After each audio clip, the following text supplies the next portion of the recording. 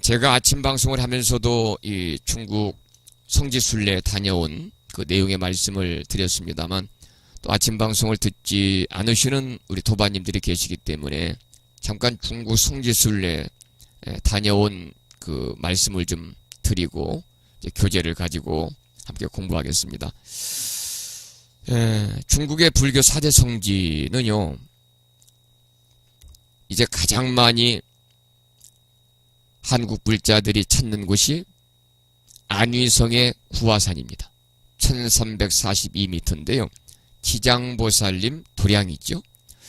그 다음에 한국의 불자들이 가장 많이 찾는 중국의 불교 성지가 절강성에 있는 보타산입니다. 우리가 보타낙하산 이렇게도 부릅니다만, 보타산과 낙하산은 서로 독립되어 있는 섬입니다. 그 다음에 이제 많이 찾는 곳이 산서성의 오대산입니다. 문수보살의 도량입니다. 2893m니까요. 굉장히 높습니다. 그리고 마지막으로 이 보현보살 도량이죠. 사천성에 있는 아미산, 더 높습니다. 3099m입니다. 이 불교 4대 성지 중에서 이번에 제가 다녀온 것은 5박 6일 일정을 다녀왔습니다만은, 우리가 바다 위의 불교 성지다 이렇게 말하죠. 절강성 주산시에 위치하고 있는 보타산을 다녀왔습니다.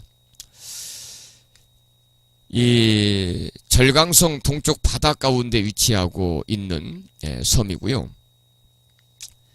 그리고 이 정상이 높지 않습니다. 291m밖에 되지 않으니까요. 그래서 이 관세음보살님을 모신 절강성의 이 보타산은 지장보살을 모신 안위산의 구화산, 안위성의 구화산, 보현보살을 모신 사천성의 아미산, 그리고 문수보살을 모신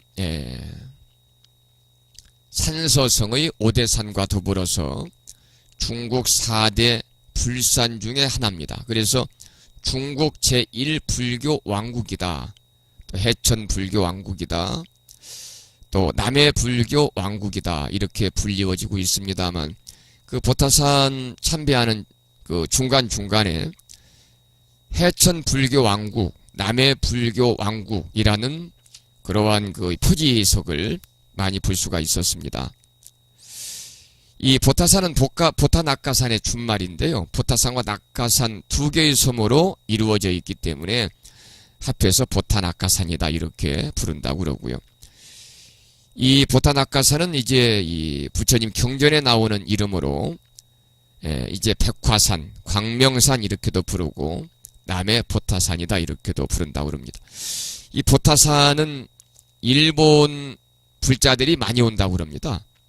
왜냐하면 이 보타산의 불교가 처음 들어온 것이 당나라 초기였다고 하는데요.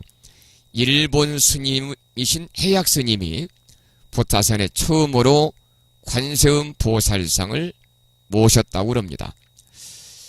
862년이니까 뭐 아주 까마득한 옛날입니다만, 일본의 스님이신 해약 스님이 이 오대산, 산서성의 문수보살 도량인 그 오대산의 관세음보살님 상을 일본으로 이렇게 이제 모셔가는데, 그 이 영파라고 하는 그 이 선착장을 떠난 배가 이 보타산 근처 매령산에 도착을 했을 때 아주 태풍이 불고 폭우가 쏟아져가지고 하는 수 없이 매령산 조음동에서 내렸답니다. 그런데 매령산의 불자인 장씨 부인이 이 자신의 그 자택의 별실을 일본의 해약스님에게 내어주어가지고 관세음보살님을 모셨는데, 해약스님이 관세음보살이 일본으로 아마 가기 싫어하는 것 같다, 그래서 일본으로 이제 이 관세음보살님 모시고 가려고 출항만 하면 아주 평온했던 그 이 잔잔한 바다가 태풍이 불고 또 이렇게 파도가 심해지고 폭우가 쏟아지고, 그래서 이 해약 스님이 아마 이 관세음보살님이 일본으로 가기 싫어하는가 보다 이렇게 생각을 하고 관세음보살님을 매령산에 이렇게 이제 모시고 관음원이라는 그러한 도량을 처음으로 짓고 불교를 전파하기 시작했다고 그럽니다. 그래서 이 관음도량이 된 거지요. 그래서 이제 송나라 초기에는 그 매령산을 보타산이라고 송나라 초기에 이제 이름을 바꿨고, 그리고 이제 이때부터 보타산이 관세음보살님의 도량이 되었다. 이렇게 전해져 오고 있습니다. 이제 이 관세음보살님 도량이 가서 이 보타산의 제일 큰 첫 번째 사원인 보제사. 아주 뭐 보제사는 이제 이 보타낙하산에 있는 보타산에 있는 그 모든 사찰들, 도량들 대웅전에 모셔져 있는 그 주불은 전부 다 관세음보살님이십니다. 그런데 이제 해제사라고 하는 이 보타산에서 가장 높은 곳에 위치하고 있는 해제사에만 관세음보살님이 아닌 석가모니 부처님을 모신 그런 사찰입니다. 그리고 나머지 사찰들은 전부 다 이제 이 관세음보살님을 모시고 있죠. 이 보타산에 이제 첫 번째 사원인 보제사에 들렸는데요. 원통보전이 있었습니다. 이 보제사의 중심 건물로 대웅전에 해당을 합니다만, 이 8.8m 높이의 관세음보살님을 모셨고, 특이했던 것은 우리나라에서는 볼 수 없는 관세음보살님을 주불로 모시고 관세음보살님 양쪽에 32존의 관음상이 있었습니다. 이것이 이제 좀 특이했던 그런 사찰의 그런 구성 형태였고요. 그리고 특히 이제 이 우리나라에 보면은 이 남해가 아니죠. 저쪽에 강원도 낙산사에 보면 해수 관음상이 있습니다만, 역시 이쪽도 이제 바닷가라서 해수 관음상이 있었습니다. 관세음보살님을 이렇게 이제 노천에 모신 해수 관음상이 있었는데, 굉장히 우리나라에서는 뭐 볼 수 없을 정도로 모든 규모가 아주 장대였습니다. 이 한 가지 특이한 것은 역시 중국은 대국이구나 그런 생각을 했습니다. 모든 그 스케일이 큽니다. 그러니까 사찰 하나의 그러한 이 도량이 우리가 가람이라고 그러잖아요. 가람. 아마 하나의 가람이 웅천읍, 불심사가 있는 충청남도 보령시 웅천읍만 할 정도로 그렇게 굉장히 컸고요. 불상 부처님도 굉장히 정말 큰 그러한 부처님을 모시고 있고, 심지어 이 향로 하나하나도 대웅전 앞에 전부 다 우리나라와는 다르게 향로가 다 있었습니다만, 향로가 사람 키에 2배 정도 될 정도로 아주 장대였습니다. 아주 스케일이 큰 그런 중국의 그러한 사찰의 모습이었습니다. 오늘 이제 이 사찰에 관해서, 이제 사찰의 의미에 관해서, 또 사찰의 그 전각에 관해서 오늘 이제 진도를 나가야 됩니다만, 그렇게 사찰들이 스케일이 굉장히 컸고요.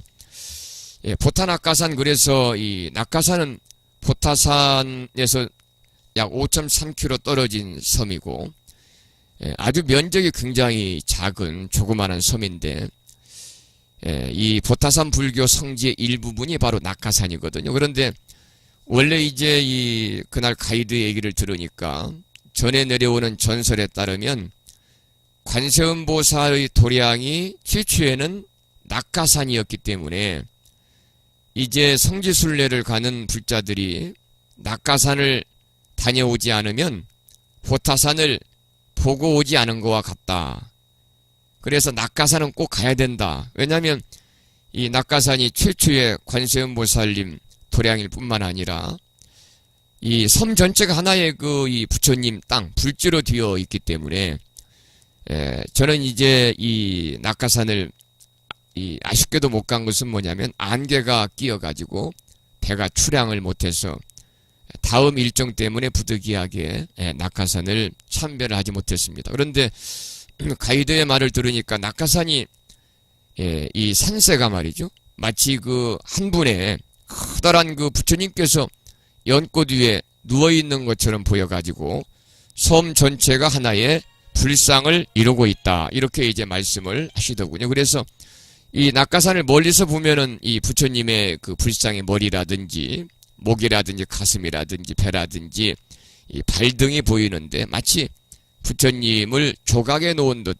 분명하게 부처님 형상이 나타나는 그런 아름다운 그러한 이 불지라고 그럽니다. 부처님 땅이라고 그럽니다만 아쉽게도 그날 이 보타산을 들어가는데도 선착장에서 한 4시간 정도 대기하고 있을 정도로 안개가 자욱이 끼어가지고 날씨 관계로 보타산을 겨우 늦은 시간까지 이렇게 참배를 하고 그리고 아쉽게도 다음 이 구화산 일정 때문에 낙가산을 다녀오지 못했습니다. 아마 이제 관세음보살님께서 저에게 다음에 한 번 더 낙가산에 참배를 와라 그런 뜻이 아니었는가 그렇게 생각이 듭니다. 그런데 다시 한번 가기는 또 쉽지 않겠지요. 그리고 이제 이 지장보살의 성지인 구화산을 다녀왔습니다. 구화산. 아까 제가 말씀드리기를 보타나카산은 일본 관광객들이 일본 관광객 일본의 불자님들이 가장 많이 찾는 곳이고 그리고 구화산은 지장보살님 성지인데 한국의 관광객 한국의 불자님들이 가장 많이 찾는 곳입니다. 불교 4대 성지 중에서 이런 말씀을 드렸는데요. 왜냐하면 이 구화산 지장보살 성지는 그 먼 옛날 신라시대의 성덕왕의 장자지요. 첫 번째 왕자인 김교각 스님이 719년에 중국의 구화산에 오셔가지고 수행을 하시면서 많은 사찰들을 세우시고 99세의 나이로 열반에 든 곳이기 때문에 그렇고요. 이 99세 나이로 열반에 드셨는데 김교각 스님께서 이 열반에 드시기 전에 유언을 하셨답니다. 자신의 시신을 3년간 함속에 넣어두고 3년 후에 열어봐서 썩지 않거든 등신불로 만들어라. 이 중국에 가니까요. 고속도로 주변에 이 농촌 마을들을 쭉 지나가게 되는데 원래 중국이 넓은 땅이라서 이동하려고 관광버스를 타면 기본이 4시간, 5시간이었습니다. 그래서 저는 그 지금까지 살면서 이렇게 5박 6일이라고 하는 짧은 기간 내에 자동차를 이렇게 많이 타본 것은 처음입니다. 5박 6일 동안 성지순례 기간 동안 정확하게 25시간을 관광버스에서 앉아 있었습니다. 그 정도로 이제 넓은 땅이라는 얘기거든요. 그런데 고속도로를 지나면서 보니까 이 농가들이 많은데요. 깜짝 놀랐습니다. 우리나라 농가처럼 뭐 양철지붕이라든지 뭐 이런 이 시골집이 없습니다. 전부 다 2층 내지는 3층으로 된 우리나라의 그런 빌라 형태의 집이었어요. 그래서 그 가이드한테 물어봤습니다. 왜 시골인데도 저렇게 2, 3층 이 주택이 많으냐고 그랬더니 이 특히 안위성이라든지 또 이 지장보살님 성지가 있는 곳이 안위성이거든요. 안위성이라든지 또 절강성 뭐 이런 곳은요.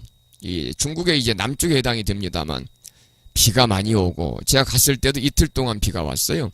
구화산 순례할 때 이틀 동안 비가 왔습니다만 비가 많이 오고 또 고온 다습에 습기가 많기 때문에 1층에서는 사람이 생활할 수 없답니다. 그래서 1층에는 자동차를 넣는다든지 또는 농사짓는 자재라든지 농기구를 넣고 이제 실제 생활은 2층에서 하기 때문에 중국에는 농가주택들이 기본이 2층입니다. 이제 그런 말씀을 가이드가 하더군요.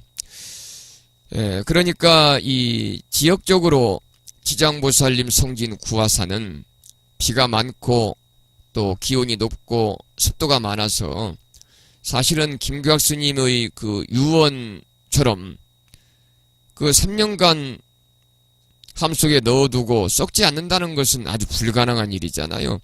그럼에도 불구하고 3년이 지난 뒤에 이제 이 상좌들이 은사 스님의 그 유언에 따라서 함을 열어보았더니 생전의 모습으로 그대로 남아 있었답니다. 그래서 등신불이 된 거죠. 저도 이제 이 육신보전에 가서, 육신보전이라는 것은 말 그대로 김규학 스님의 육신을 이렇게 이제 유해가 보존되어 있는 그런 사찰입니다. 육신보전에 가서 스님의 유해를 등신불로 만든 그러한 그 등신불을 봤습니다. 호국 육신보탑이라는 크지 않은 유리관 속에 이렇게 모시고 있었습니다만, 김구학 스님이 지장보살의 화신이거든요. 그래서 지장보살의 화신인 김구학 스님의 그 유해를 이제 등신불로 이렇게 참배를 하고 왔습니다만, 참으로 그 가슴이 뭉클했고 경외감에 이렇게 간 모든 우리 그 이 스님들이라든지 불자님들이 아주 경외감에 가득 찼었습니다. 이 구화산 최대의 그 성지가 바로 이제 육신보전입니다. 육신보전. 이제 김구학 스님이 열반한 지 3년이 지나도록 사체가 부패하지 않는 아주 기적을 연출한 그러한 신라시대의 김구학 스님 유해가 보존되어 있는 곳입니다. 이것은 지장보살에게만 나타난다는 대표적인 현상이랍니다. 그래서 그 위에 김규학 스님을 지장보살 화신이다, 또 지장보살 그 자체로 인정받는 계기가 되었다, 이렇게 이제 전해져 내려오고 있습니다.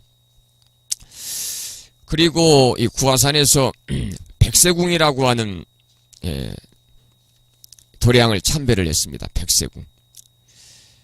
이 구화산의 이제 4대 총림 중에 하나입니다만, 이 백세궁에 참배를 하면요, 수명을 100세까지 산답니다. 그래서 구화산에 가는 사람은 날씨가 아무리 그 비가 오고 그래도 이 백세궁 꼭 참배를 한다는 그러한 설이 있다고 그러네요.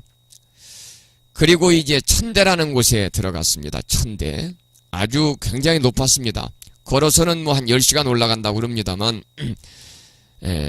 지금은 이 세월이 좋아져 가지고요, 케이블카가 아주 작년에 새롭게 이제 신형으로 바꿨다고 그래서 케이블카가 아주 신형이 6인승 케이블카가 있었습니다. 케이블카를 타고 한없이 올라갔습니다. 한없이. 그래서 이제 천대라는 곳에 구화산 그 산봉우리 신라시대 김규학 스님이 수행했던 장소 바로 밑에까지 가서 거기에서 이제 걸어서 올라갑니다만, 거기에 김규학 스님의 생전의 발자국이 새겨진 고배경대라는 곳을 참배를 했습니다. 근데 김규학 스님이 수행했던 장소이고, 또 김규학 스님의 그 발자국 위에 신발을 벗고 한 명씩 올라가서 참배를 했습니다만, 참 그 가슴이 뭉클했고요, 환희심이 생기고 울컥했습니다. 그냥 눈물이 나올 정도로. 그렇게 가니까 그 뭉클하더라고요. 그리고 나서 이제 이 천태사라는 이러한 사찰을 이제 들르고 비가 오는 가운데 하산을 해서 내려왔습니다마는, 김규학 스님은 이제 신라시대 아까도 말씀을 드린 것처럼 성덕왕의 첫 번째 장자입니다. 큰아들이고, 특히 지장보살 그러면 이제 무불시대에 정멸의 편안함을 마다하지 않으시고 성불을 뒤로하시고 우리들 중생과 더불어서 권위하는 독특한 부처님의 화신이 지장보살님이잖아요. 오늘이 또 지장제일입니다. 오늘이. 내일이 지장제일입니다. 내일이 지장제일이죠. 이 김규학 스님의 출가 역시 부처님과 비슷합니다. 부처님도 이 왕자의 신분으로, 태자의 신분으로 출가를 하셨습니다만, 김규학 스님도 신라 왕자였습니다. 그래서 가만히 계시면 그 이 성덕왕의 대를 이어서 큰아들이니까 신라의 왕이 될 텐데, 그 궁중의 권력 투쟁에 염증을 느끼고 세속의 나이 24살에 호련히 출가를 해서 중국 당나라에 유학을 하셨죠. 중국에 가실 때 가난한 사람들을 구제하기 위해서 벽시를 가져왔고 차를 가져왔고 소나무를 가지고 갔습니다. 이것이 바로 뭐냐면 중생 구제에 대한 김규학 스님의 평소에 그러한 염원이 특별했다 하는 것을 이제 알 수가 있고요. 저희가 이제 이 구화산 첫날 순례를 하면서 이 김규학 스님이 신라에서 가지고 오신 벽시라든지 차라든지 소나무 잎, 가지 이것을 이제 박물관에서 또 이렇게 보았습니다. 그리고 삽살개 한 마리를 가져갔는데요. 산청이라는 이름에. 그래서 이제 이 이로운 수행을 하면서 좋은 도반으로 함께 했다고 그럽니다. 그래서 실제 이제 이 신라 시대에 가지고 간 산청이라는 삽살개를 또 그대로 이렇게 돌로 새겨서 이렇게 많은 참배객들의 그러한 이 사랑을 받는 모습도 보았습니다. 이 삽살개도 가져가고 또 그 당시 말이 중국이 얼마나 못 살았겠습니까? 벽시 중국 사람들의 어떤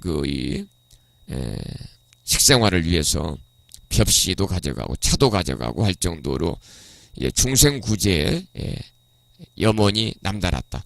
역시 이것도 이제 수행의 처음부터 지장보살님의 그러한 이 중생 제도, 중생들에 대한 그러한 이 배려 이런 것들이 있는 휴머니티가 넘치는 분이다 이렇게 볼 수가 있겠습니다. 그래서 이제 중국 각지를 돌면서 구도 생활하다가 이제 구화산의 화성사를 창건하고 중생들을 위해서 불법을 설교했는데 간날은 이제 화성사는 이 구화산 밑에 있습니다. 평지에 있는데요. 평지라고 그래도 이 구화산 이 입구에서부터는 굉장히 높지요. 평지라고 그래도 굉장히 높습니다. 그래서 계속 이제 버스를 타고 올라가고 그랬습니다만은 처음으로 김규학 스님께서 창건한 화성사의 불교 박물관에 신라에서 가져온 그러한 벽시차 등 또 김규학 스님께서 수행할 때 입으셨던 옷이라든지 신발이라든지 또 김규학 스님이 쓰신 친필의 그러한 경전이라든지 이런 것들을 볼 수가 있었습니다.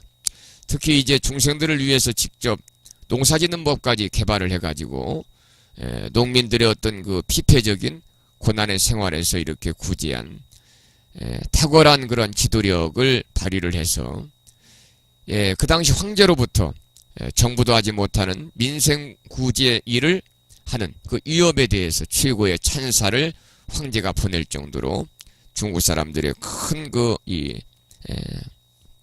귀감이 되었다. 그래서 중생 구원을 위해서 현실 참여에 전면적으로 나선 세계 최초의 위대한 큰 스님이다. 이렇게 중국에서는 칭송을 하고 있었습니다.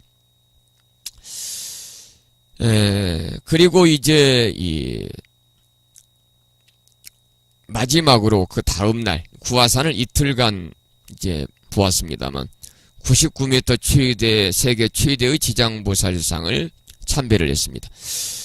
지난해 8월 말에 물론 이제 2년 동안의 그러한 이 공사 끝에 지난해 8월 말에 저만을 했다고 합니다. 세계 최대의 지장보살상이 저만식을 거쳐서 이제 세계 기네스북에 이제 곧 오른다고 그래요. 99m니까요. 이 동상의 키 높이만 99m입니다. 여기에 이제 황금이 순금이죠, 순금. 35kg이 들어갔고요. 우리나라 돈으로 600억 원이 넘게 99m의 지장보살님 상만 조성하는데 600억 원이 들어갔다고 그러고요. 실제 이제 이 99m 세계 최대 지장보살상을 칭견하러 가려면 그 밑에에 여러 가지의 이 불교 역사 박물관이라든지 이러한 시설들이 많이 있었습니다. 전체적으로 보면은 몇천억이 들어갈 정도의 커다란 불사였는데, 역시 이제 이 중국은 불자들이 80%라고 그러잖아요. 불교에서 중국에서 불교를 국교로 인정을 하진 않습니다만 80%의 인구 15억의 80%니까요. 약 12억 정도가 불자라고 그럽니다. 그래서 그런지 이 보타산, 그리고 보타산 갔을 때는 인산인해를 이루었고요. 정말 사람들이 많았습니다. 그런데 한국에서 온 관광객이나 한국에서 오신 성지순례를 오신 불자님들은 그날은 보타산에서 한 분도 뵐 수가 없었고요. 구화산에 갔을 때 그날은 이제 비가 주룩주룩 와가지고 굉장히 한가했습니다. 그날이 또 금요일이었고요. 비가 와서 그런지 별로 이렇게 참배객이 없었습니다만 한국 사람들을 만났습니다. 그래서 이제 물어봤어요. 어느 절에서 오셨냐고 그랬더니 저희는 불자가 아니고 중국의 항주에 관광 왔다가 잠깐 세계에서 가장 높은 이 지장보살 상이 있다고 그래서 관광 겸해서 구경 왔습니다. 그러니까 불자들의 성지순례, 불보살님을 칭찬하고 참배하러 오신 분들이 아니고 그냥 구경하고 눈요기하러 오신 분들 잠깐 만날 수가 있었습니다. 이 김규학 스님으로부터 시작된 구화산 지장도량의 역사를 기리기 위해서 마련했다고 합니다. 99m의 세계 최대 지장보살상. 그래서 이 황금이 35kg 들어갔고요. 600억 원이 넘었고, 김규학 스님의 구화산 지장도량 역사를 기리기 위해서 만든 그 모든 기념관을 하는데 아마 제 생각에는 한 2천억 정도는 들어가지 않았나. 참 역시 중국은 스케일이 큰 나라구나 그런 생각을 했습니다. 현재까지는 미국의 자유여신상 저는 가보지 않았습니다만 자료를 보면 46m라고 그러니까 46m 굉장히 높잖아요. 그리고 브라질에는 그리스도상이 있습니다. 브라질에 있는 리우 데자네이루라는 곳에 그리스도상이 있는데 40m가 조금 안 된다고 그러죠. 그러니까 이 지금 가장 높다는 미국의 자유여신상보다도 2배 이상 높은 99m의 세계 최대 지장보살상까지를 참배하고 성지순례를 마감을 했습니다. 여러분들께서도 이제 이 해외여행들 많이 가시잖아요. 저는 출가하고 나서 해외도 역시 처음 가봤고요. 그리고 더불어서 이제 이 성지순례는 처음 갔습니다만 해외여행을 가시려면 그냥 가서 여행보다는 이렇게 성지순례를 한번 다녀오시면 좋겠다. 제가 이제 지금 8시 50분 다 돼가고 있습니다만 이 성지순례 5박 6일 동안 다니면서 느낀 그러한 말씀들을 들으려면 2시간을 드려도 시간이 부족할 것 같아서 오늘 이제 수업도 해야 되고 그러니까요. 여기서 줄이도록 하고요. 한 가지 이제 제가 느끼고 온 것은 뭐냐면 중국의 불자님들이 참 기도하는 모습을 보니까 너무나 간절한 마음으로 기도를 하시더라고요. 그것이 바로 우리나라의 불자님들이 절에서 기도하는 모습과는 판이하게 다른 모습이었습니다. 아주 간절한 기도를 하셨어요. 그리고 그분들이 이제 한 가지 또 느낀 것은 뭐냐면 역시 이제 이 도량이 크기 때문에 아주 곳곳에 불전함이 있었습니다. 우리나라보다도 더 많은 불전함이 있었고요. 불전함이 역시 스케일이 커요. 굉장히 큰 불전함. 그래서 불전함에 이제 이 시주할 수 있는 이 돈을 넣는 공간이라고 그럴까요? 이제 구멍이라고 그럴까? 그 공간이 한 불전함에 3개씩은 기본적으로 있을 정도로 큰 불전함이었습니다만은 이 중국 돈으로 100원이면 중국에서는 상당히 큰 돈이라고 그럽니다. 환율이 지금 이제 거의 180원이니까요. 1원이 한국 돈에 180원이니까 100원이면 중국 돈으로 1800, 우리나라 돈 1800원이거든요. 예, 중국 분들한테는 굉장히 큰 돈인데 그분들은 보시하는 데에는 주저함이 없었다. 주저하지 않고 보시를 하더라. 이제 그런 것을 좀 느꼈고, 저도 이제 5박 6일 동안 복전함에 60번 정도는 제가 아마 시주를 한 것 같습니다만은, 그랬더니 어느 스님이 하시는 말씀이, 성중 스님은 복을 많이 지으셨습니다. 그러시더군요. 이 중국 분들 이 시주하고 참배하는 모습을 보고요, 정말 감동적이었습니다. 그래서 우리 법부님들께서도 해외여행을 가실 기회가 있으시면 관광 가시지 말고요, 성지순례 가는 그러한 여행사들이 많기 때문에 그런 여행사에 부부가 함께 이제 동반해서 가신다든지, 또는 지인들과 함께 가실 때 인원이 출발할 수 있는 인원이 되지 않으면 성지순례만을 전문적으로 하는 여행사에다가 미리 알아보시고 예약을 하셔서 함께 거기에 끼어가면 좋은 그런 성지순례가 되지 않을까, 그렇게 생각을 합니다. 이번에 이 성지순례를 이제 다녀온 여행사가요, 이 서울특별시 종로구 수성동에 있는 만이불 여행사. 이 만이불은 온만이 반매움 할 때 이제 만이를 땄고요. 그리고 이제 부처님 할 때 불자를 따서 여행사 이름이 만이불 여행사인데, 이 만이불 여행사의 그 사장님이 직접 따라가셨어요. 그런데 얼마나 친절하게 안내를 잘 하시는지 정말 오늘 제가 전화를 드렸습니다. 너무나 감사하다고요. 5박 6일 동안 현지 가이드들도 너무나 친절하고, 또 이 관음성지에 또 따로 가이드가 계시고, 지장성지에 따로 계시고 그랬는데, 한 분은 여성분이고 한 분은 남성분이었는데 그렇게 친절하고 아주 자비심이 넘치는 그러한 분들이었습니다. 자, 이렇게 해서 이제 중국 성지순례 다녀온 말씀을 줄이도록 그렇게 하겠습니다. 자, 그러면 교재를 한번 보죠. 교재. 불교 입문책, 불교 입문 29쪽을 보겠습니다. 29쪽.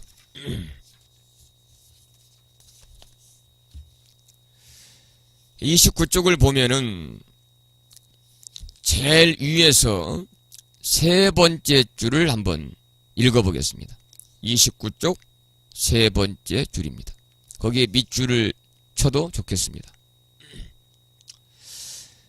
공양은 받는 물건, 올리는 이 세 가지가 청정할 때 크나큰 공덕이 뒤따른다. 그러므로 불자는 맑고 청정한 공양물을 온 마음을 다해 정성껏 올리는 것이 중요하다. 지난 시간에 한번 읽기만 하고 거기에 대해 구체적으로 말씀을 제가 드리지 못해서 오늘 좀 말씀을 드리려고 다시 한번 읽어보았습니다. 이 내용은 삼륜청정에 관한 얘기입니다. 삼륜청정입니다. 삼륜이라는 것은 시주물과 시주자와 시주 받는 자입니다. 그래서 시주물이 깨끗해야 됩니다. 내가 누구한테 보시한다. 딴 사람은 보시도 잘하는데 나는 좀 보시도 잘 못하고 스님 보기에도 좀 그래서 미안하고 도반들한테 좀 그렇고, 그래서 나도 좀 보시해야 되겠다. 그리고 이런 일이 있어서는 안 되겠고 있을 수 없는 일이지만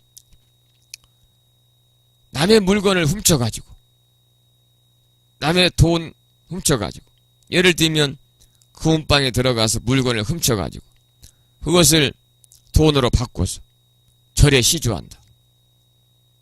여러분, 그러면 그 시주물이 어때요? 깨끗합니까? 깨끗하지 못하겠습니까? 깨끗하지 못하잖아요. 시주물은 무조건 깨끗해야 됩니다. 시주물은. 첫째는 시주물이 깨끗해야 한다 그 말입니다.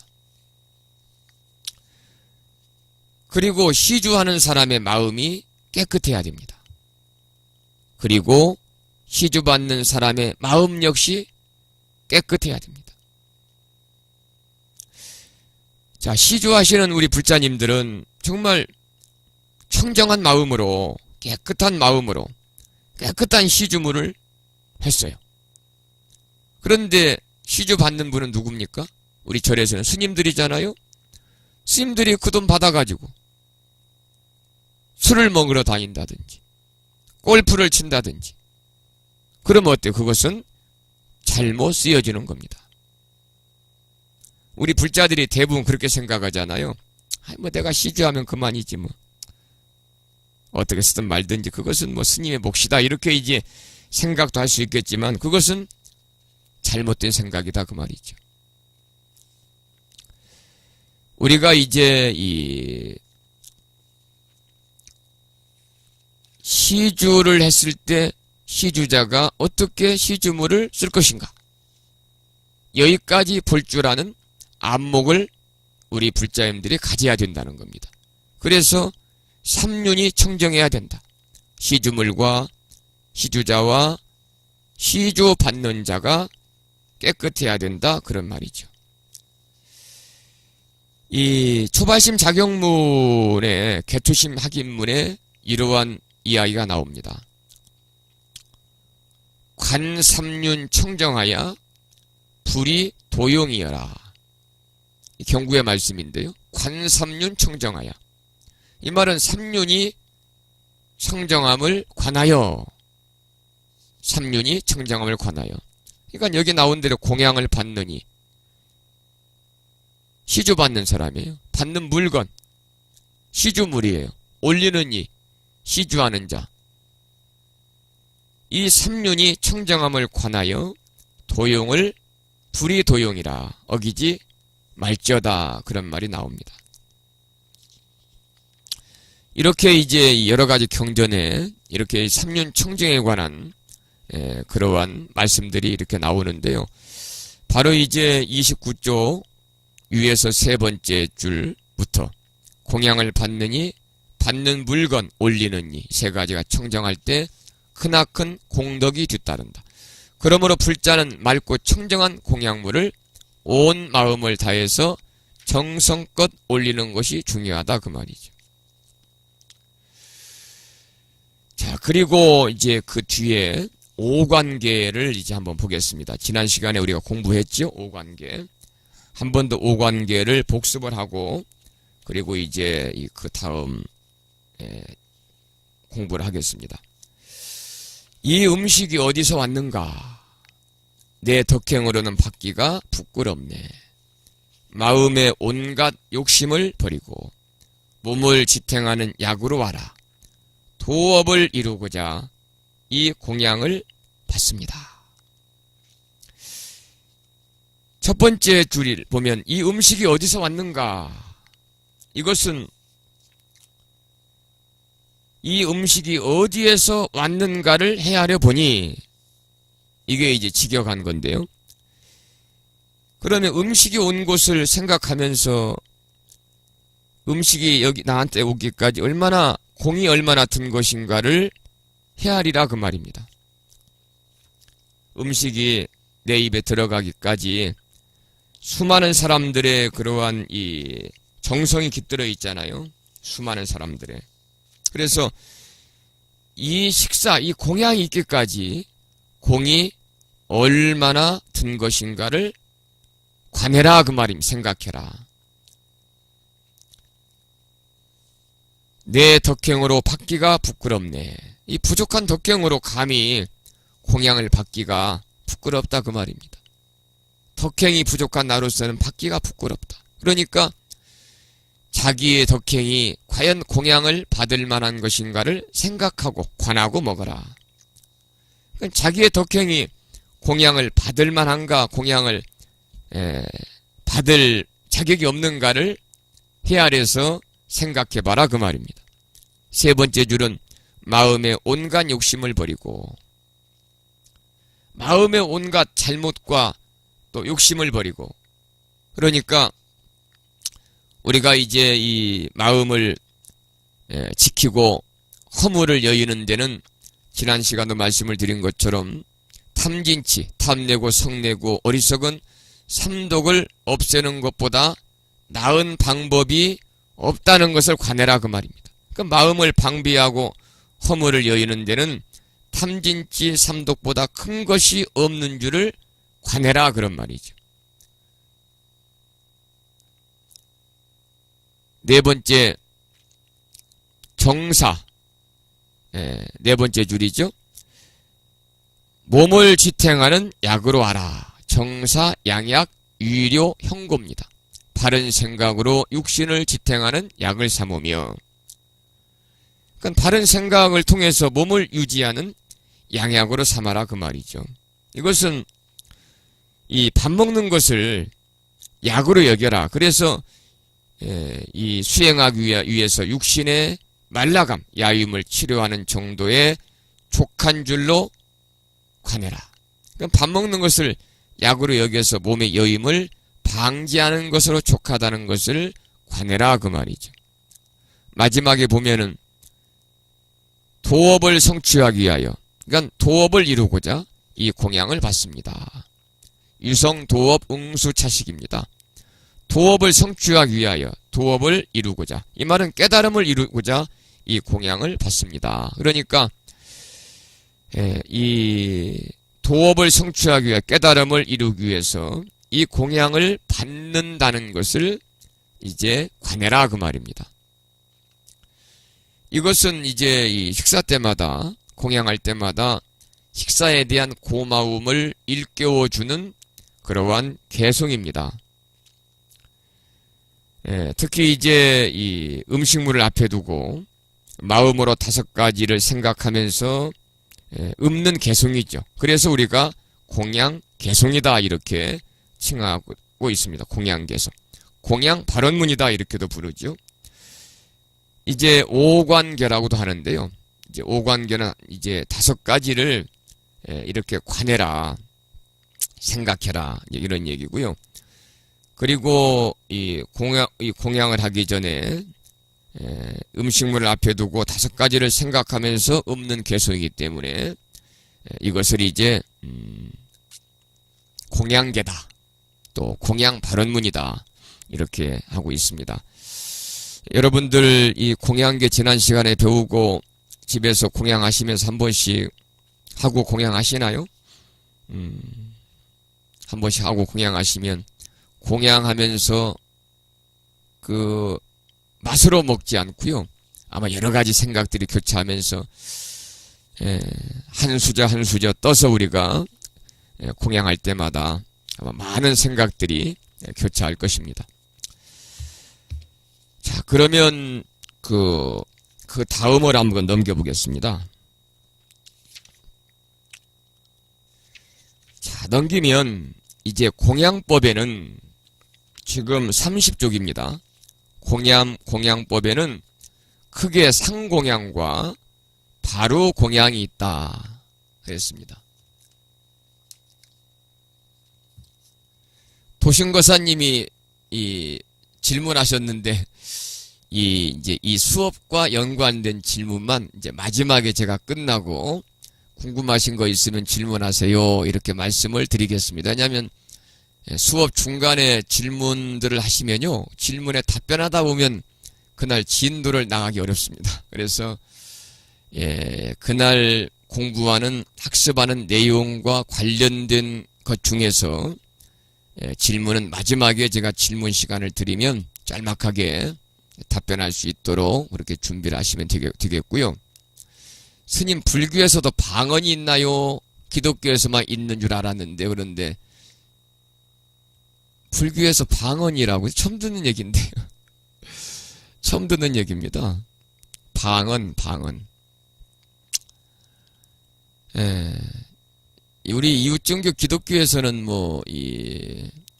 안수받고 이럴 때요, 방언한다, 소위 말문이 트였다, 이런 얘기들을 저도 들었어요. 그 교회 다니시는 분들을 통해서. 방언이라고 그래도요, 방언. 그래서 소위 그 성령을 받은 사람이, 성령을 받은 자가, 자기가 이제 이 공부도 안 했는데요, 갑자기 중국말을 한다든지, 소위 이 성령을 받은 자가 공부도 안 했는데 갑자기 일본어를 한다든지, 이런 이 언어를, 습득한 일이 없는 언어를 소위 말하면 무아의 상태에서 자기의 존재도 잊은 상태에서 하는 것이 방언이라고 그러거든요. 그런데 이웃종교인 기독교인들은 하는 것 같아요. 그리고 무속인들도 하는 것 같아요. 무속인들도. 그런데 불교에서는 이런 얘기가 없습니다. 그리고 불교 신자들이 또 이렇게 방언해서도 안 되죠. 그것은 바람직하지 않은 거죠. 우리가 무슨 성령을 받는 것이 아니니까요. 또 귀신이 접신해가지고 하는 것도 아니기 때문에요. 그래서 그 도심거사님 질문에는 처음 듣는 말씀입니다. 그리고 부처님법에는 그런 게 없습니다. 이렇게 저의 개인적인 사견으로 답변에 짤막하게 가름하겠습니다. 부처님법에는 없습니다. 이제 우리는 불교 대학이라는 곳에서 부처님의 정법의 가르침을 함께 배우고 익혀나가기 때문에요, 모든 것을 부처님 가르침 안에서 우리가 찾고 부처님 가르침 안에서 우리가 실생활에 응용을 해야 됩니다. 그러니까 적어도 불교대학을 다니면서 부처님의 가르침을 체계적으로 배워나가고 신행생활을 하는 우리 도반님들만큼이라도, 첫째, 제가 부탁을 드리고 싶은 것이 몇 가지가 있어요. 부처님 법대로 살자, 그 말이죠. 사법의 길을 가지 말고 정법으로 가자. 첫째는 무슨 살 그러잖아요. 상충살, 원진살, 역마살, 목욕살, 이런 거 여러분들 앞으로 얘기할 필요 없고요. 이런 거 여러분들 생각하시면 안 됩니다. 부처님법에는 그런 게 없습니다. 또 우리 도반님들은 그래도 명색이 불교대학 학생들이기 때문에 이사갈 때, 집 고칠 때, 소위 대장군, 삼살방, 이런 거 여러분들 따지지 말기 바랍니다. 조객이니 상문이니 이런 거. 그래서 우리는 부처님 법대로 살아가자, 그 말이죠. 그럴 때 우리가 정법의 신행생활을 하는 거예요. 그렇지 않고 이 무속인들이 하는 이런 이야기에 휩쓸려 가면요, 우리가 정법대로 살지 못해요.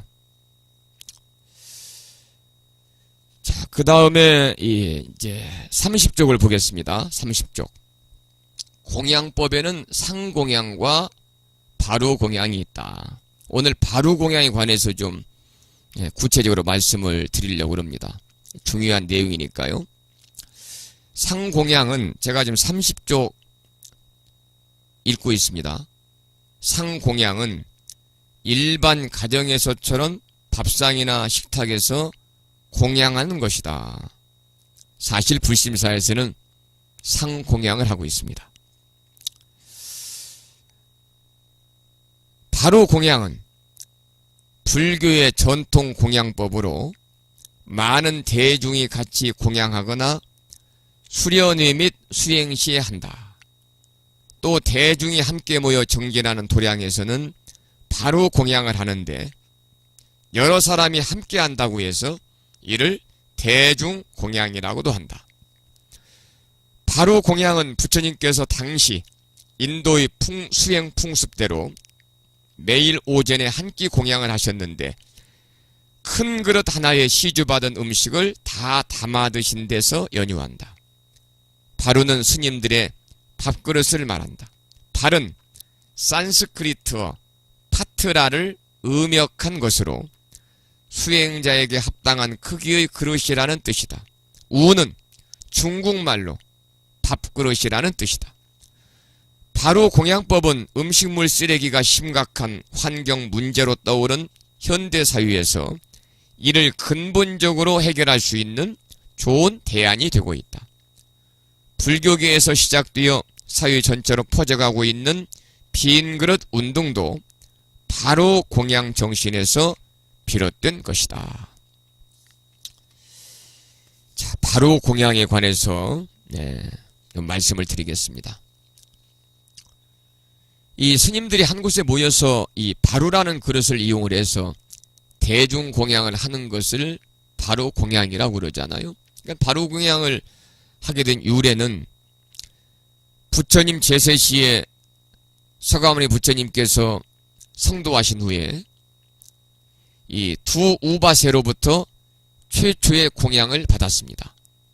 두 명의 우바세, 남자 제가 신도로부터 부처님이 성도하시고 나서 최초의 공양을 트라푸사 그리고 한 명은 바루리카라고 하는 두 명의 제가 물자인 우바세로부터 최초의 공양을 받을 때 사천왕이 바쳤습니다. 사천왕이 4개의 바루를 바쳤어요. 여기에서 연유가 돼가지고 지금 4개의 바루, 사압을 쓰고 있습니다. 요즘에는 5압도 나옵니다만 5개 바루도 있습니다만, 그래서 4개의 바루 중에서 가장 큰 것이 바로 불바루입니다. 불바루. 부처님 바루예요. 어시 바루다 이렇게도 부릅니다. 그 다음에 두 번째 큰 것이 부처님 다음에는 보살이잖아요. 보살바루입니다. 보살바루. 그 다음 것이 연각바루입니다. 연각. 성문 연각 그러잖아요. 그 다음 것이 성문 바루입니다. 이렇게 이제 부릅니다. 그래서 요즘에 와서는 이제 아주 작은 바루 하나를 더 만들어서 사용합니다. 그래서 오합바루, 바루가 이제 5개의 형태로 됩니다만 이것을 이제 우리가 시식바루다. 작은 것은 시식바루다 이래가지고 지옥아귀 아수라 등에게 공양을 대접하기 위한 용도로 사용이 되지요. 그 이외에 이제 이 부대 기구로는 바루수건, 바루보, 바루단, 무릎수건, 수저집 이런 게 있습니다. 이 바루공양의 참뜻은요, 스님들의 허기진 배를 채우고 또 맛을 느끼기 위해서가 아니라 공양이 오기까지에 수고하신 모든 중생들에게 감사를 표하고 그 공양을 먹어서 건강해진 육신과 마음을 통해서 사부대중을 고통에서 건지기 위해서 회양하고 공양의 소중함과 또 부처님 가르침 중에서 소욕지족을 스스로 깨달아 가기 위한 수행의 일부분이 바로 공양입니다. 그러니까 절에서는 한 끼의 식사를 하는 것조차도 수행입니다. 수행. 그래서 이 승가의 바로 공양에 대해서는 특히 이제 개초심 학인문, 초발심 자격문에 나오는 개초심 학인문이라든지 이 불교대학에서도 이제 초발심 자격문을 앞으로 이제 이 공부를 할 겁니다. 강의를 하려고 합니다만 이 초발심 자격문에 나오는 개초심 학인문이라든지 또는 스님들이 출가한 그 삼위승들이 꼭 알아야 되는 삼위율이라든지 이런 데 자세히 나와 있죠. 이 바루공양은 이제 순서가 있습니다. 그리고 격식이 있습니다. 거기에 관한 잠깐 말씀을 드리면요. 이제 공양 때가 되면은 큰 방에 부전 스님이 공양을 알리는 운판을 치게 되죠. 그래서 이 운판 소리에 모든 대중들이 큰 방에 들어와서 이제 선반 위에 바루가 쭉 이렇게 있잖아요. 그 바루를 선반에 내려가지고 자기 몸 한 뼘 반쯤에 놓고 앉습니다. 그리고 이 바루를 선반에서 올리고 내릴 때도 법도가 있습니다.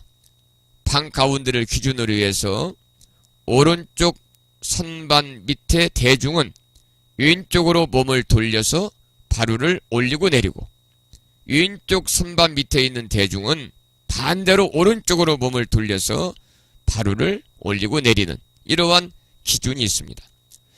그리고 이제 이 아침 공양이라든지 아침 공양, 저녁 공양에는 스님들이 두루마기만 이렇게 입고 바로 공양을 합니다만, 사시 공양 때에는, 사시 공양에는 대가사와 장삼을 수하는 것이 이제 원칙입니다. 그러니까 수행의 하나의 이 일부분이기 때문에 사시 공양 때뿐만이 아니고 조석 아침 저녁 공양에도 꼭 스님들로서 유의를 갖추는 복장이, 우리가 법문을 한다든지 예불을 모신다든지 불공을 드리지 않을 때 스님들이 이제 유출하실 때는 항상 속에 적삼을 입고 위에다가 동방이 아닌, 동방은 짧은 거니까요, 긴 두루마기를 입으시거든요. 그래서 공양할 때도 두루마기를 이렇게 입고 수하고 입고서 공양을 하고, 그 중에 이제 사시 때는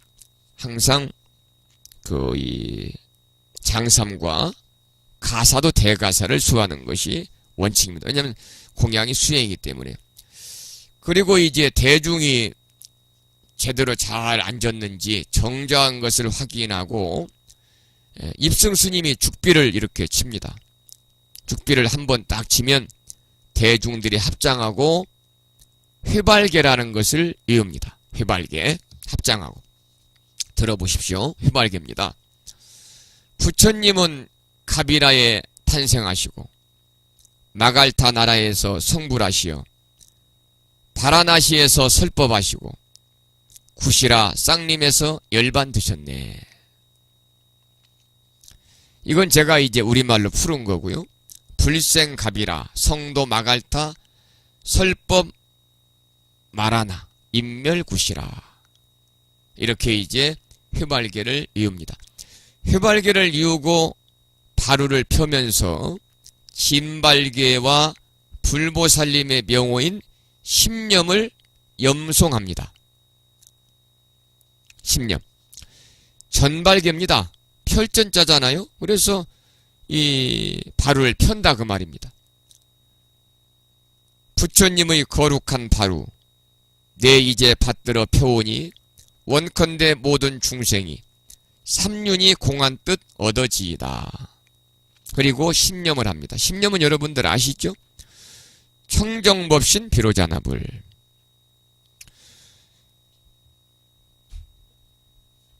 불자 법요집에 보면 불자 법요집에도 심념이 나옵니다. 심념. 어디에 나오냐면요. 71조.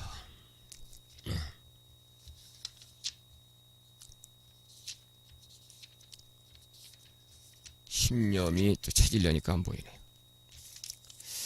자, 읽어드리겠습니다. 청정법신 비로자나불, 원만보신 노사나불, 천백억 화신 서가모니불, 구품도사 아미타불, 당내야생 미륵전불, 시방삼세 일체제불, 시방삼세 일체존법, 대성문수사리보살, 대행보현보살, 대비관세음보살, 대원본전, 지장보살, 제존보살, 마살. 이게 심념입니다. 이 심념까지 전부 다 염송한 후에 또 입성스님이나 윤하스님이 죽비를 한번 딱 치면 소위 하판 스님들이 방 안에 준비된 천수물을 담은 천수통하고 밥을 담은 공양기하고 국을 담은 그릇을 이계조로 나누어 들고 음식을 나누게 됩니다. 음식을 나누기 전에 천수물을 받잖아요. 천수물은 가장 큰 어시바루에 담아서 보살바루, 연각바루 손으로 바루를 적신 후에 성문바루에, 마지막 성문바루에 담아 놓아야 합니다. 그런데 우리가 이 천수물을 이렇게 받을 때는요, 이제 본인이 적당한 이 정도 받으면 되겠다 그러면 이 바루를 한번 흔들면 됩니다. 그러면 이제 거기서 천수물을 따라주는 그러한 하판 스님들이 이제 물을 그만 딸죠. 이때 이제 이 어시바루, 아까 말씀드린 불바루에는 밥을 담습니다. 밥. 그리고 보살바루에는 두 번째 큰 보살바루는 국을 담고요. 세 번째 연각바루에는 찬을 담습니다. 마지막에 성문바루에는 청수를 담아야 합니다. 이러한 행위를 뭐라고 그러냐면 진지다 그럽니다. 진지. 혹은 행익이다 그렇게 말을 합니다. 그런데 우리가 이제 이 식사하세요를 진지 드세요 할 때 그러한 진지가 아니고요. 여기서 진지란 것은 뭐냐면 한자로 나아갈 진자를 쓰고요. 그리고 이 나아갈 진자에다가 이 지자는 뜻지자를 씁니다. 그래서 진지 그럽니다. 진지.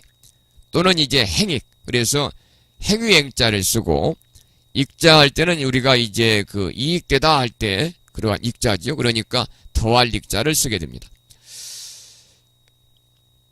그리고 이제 죽비를 또 한 번 더 탁 치면 봉발개와 오관개를 하고 공양을 듭니다. 봉발개는 뭐냐면 이 귀한 음식을 받을 때에 모든 중생이 마땅하기를 원하노라. 이 음식으로 선열에 기쁘게 되고 법열의 즐거움이 가득 차기를, 법이 충만이라는 거죠. 그리고 이제 오관계를 합니다. 오관계. 방금 조금 전에 함께 해보았던 그런 오관계입니다. 이 음식이 어디서 왔는가? 내 덕행으로 받기가 부끄럽네. 마음의 온갖 욕심 버리고 몸을 지탱하는 약으로 와라. 도업을 이루고자 이 공양을 받습니다. 그리고 이제 공양을 합니다. 그리고 공양이 끝나갈 무렵에 다시 입승 스님이 죽비를 2번 칩니다. 그러면 이제 숭늉을 돌리게 됩니다. 하판 스님들이. 숭늉을 받은 대중 스님들이 숭늉을 어시바로부터 헹구어 가지고 이제 마십니다. 그리고 나서 처음에 받아놓았던 천수물을 어시바로부터 김치 조각 등으로 깨끗이 씻습니다. 다시 이제 죽비를 한번 치면 하판 스님들은 찬상을 밖에 마루로 옮겨 치웁니다. 다시 죽비를 한번 치면 하판 양천에서 각각 스님 한 명씩 일어나 가지고 하판으로부터 시작해 퇴수통에 천수물을 거두고 거둔 천수물을 큰방 중앙 천수다라니가 붙어있는 천장 밑에 놓아가지고 천수물에 다라니가 비추도록 합니다. 그리고는 절수계를 이우고, 이 절수계라는 것은 아귀에게 공양하는 그런 의미를 가지고 있습니다. 절수계입니다. 뭐라고 이우냐면 내가 바루를 닦으니 천수물은 하늘의 감노수 막과 같은 것으로 이를 아귀들에게 보시하니 모두 다 마시고 만복할지어다. 이렇게 이제 절수계를 다 이우고 나면 최초의 바루를 폈던 역순으로 거꾸로 바루를 거둡니다. 이제 바루를 다 거두어 놓은 후에 입승스님이 다시 한번 죽비를 내리치면 합장하고 이제 이 공양을 했으니까 밥 먹은 힘으로 중생 제도에 나서겠다는 뜻이 담겨있는 수발계, 식필계라고도 합니다. 수발계 그럴 때는 이제 거둘 숫자인데요. 이 식필계 그럴 때는 밥숫자를 쓰죠. 그래서 이 밥을 먹은 힘으로 중생 제도에 내가 나서겠다. 이러한 그 커다란 의미가 담겨있는 식필계, 수발계를 이룹니다. 이런 내용입니다. 공양들어 몸의 힘이 가득히 차니 그 위엄이 시방삼세 영웅이로다. 인과가 생각 중에 있지 않으니 중생 모두 신통을 얻을지어다. 그리고 다시 이제 입승스님이 죽비를 3번 치면 바루를 가지런히 놓습니다. 다시 죽비를 한번 치면 자리에서 일어나서 바루를 제자리에 선반에 올려놓습니다. 이때 이제 큰방의 부전 스님은 천수물을 가지고 가서 밖에 퇴수구에다가 붓습니다. 이렇게 해서 대중의 바루 공양이 마치게 되는 것이죠. 그럼 바루 공양이 이렇게 격식이 10가지가 있어가지고요.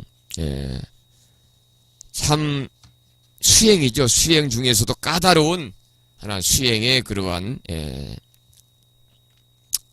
일종 과정이다. 이렇게 보시면 되겠습니다. 그래서 이 바루 공양에 관해서 이 책에서는 간단하게만 나와서 좀 더 구체적으로 함께 살펴보는 그런 시간을 가져보았습니다. 시간이 9시 24분이고요. 조금 전에 이 교실에는 강의실입니다. 강의실에 부산에 사시는 자비행 보살님이 들어오셨고요. 그리고 문자를 통해서 충청남도 보령시에 살고 계시는 무량신 보살님께서 출석했습니다.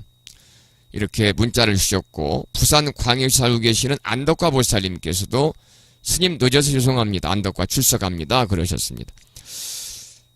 그리고 대구 광역시에 살고 계시는 감로행 보살님께서는 스님 죄송합니다. 친구가 부친상을 당해서 친구의 아버님이 돌아가셨군요. 운명하셔서 조문을 다녀오느라고 많이 늦었지만 출석합니다. 대구의 감루행 보살님 출석을 하셨습니다. 그리고 대전 광역시에 살고 계시는 일심지 보살님은 무불대 강의 듣기가 없어요 그러시는데, 이 말씀은 무창포 불교대학 카페에 강의 듣기가 없습니까 그러는데요. 강의 듣기가 있습니다. 여기 보면은 어디에 나와 있습니까? 강의 다시 듣기, 생방송 듣기가 없네요. 불교 인터넷 음악방송국 있었는데요. 다시 제가 만들어 놓겠습니다. 강의 다시 듣기는 있는데 강의 듣기가 없군요. 이걸 올려놨었는데요. 불교 인터넷 방송국에 제가 클릭을 했더니 홈페이지로 가는 길입니다가 있는데요. 강의 듣기가 없네요. 제가 올려놓겠습니다. 확인하셨고요. 전에 제가 처음에 올려놨는데 다시 설정하면서 그게 없어진 것 같습니다. 강의 듣기가 없어도 아침에 듣는, 그리고 24시간 들을 수 있는 이 불시사 방송 이 주소를 통해서 이 채널로 들으시면 되니까요. 그렇게 들으시면 되겠습니다. 제가 준비를 오늘 하겠습니다. 그리고 또 출석 확인에 진각거사님께서 제주특별자치도 제주시에 살고 계시는데 진각입니다. 출석이 늦었습니다. 그랬네요. 울산 광역시에 살고 계시는 대덕신보살님도 출석이 늦었습니다. 그러셨고요. 충청남도 보령시에 살고 계시는 선덕신보살님께서도 반갑습니다. 선덕신 출석합니다. 그러셨습니다. 자, 많은 분들이 다시 들어오셨습니다.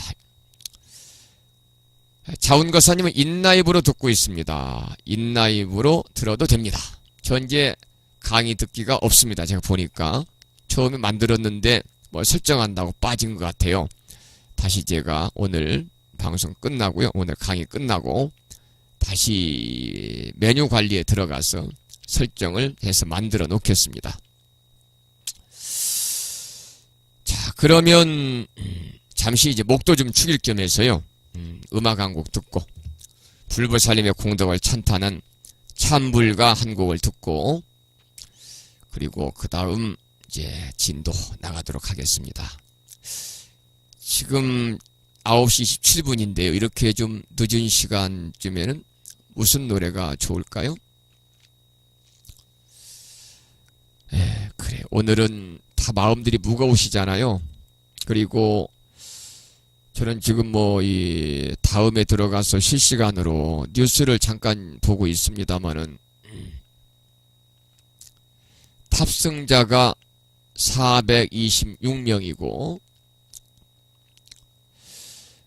174명을 구조했고 4명이 현재까지 싸늘한 죽음으로 이렇게 구조가 아니죠. 싸늘한 죽음으로 사망을 했습니다. 그래서 284명이 지금 이 시간 실종으로 확인이 됐다고 합니다. 그래서